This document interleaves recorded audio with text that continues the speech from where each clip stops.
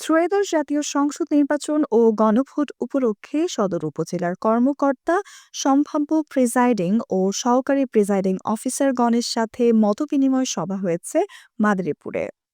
মঙ্গলবার সকালে সদর উপজেলার প্রশাসনের আয়োজনে উপজেলা মিলনায়তন হলরুমে এ মতবিনিময় সভা অনুষ্ঠিত হয়।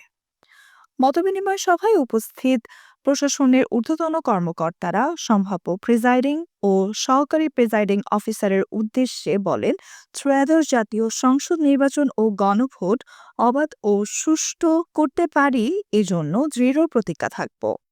আমরা একটি অবাধ, সুষ্ঠু, নিরপেক্ষ নির্বাচন মানুষের কাছে উপহার দিতে চাই।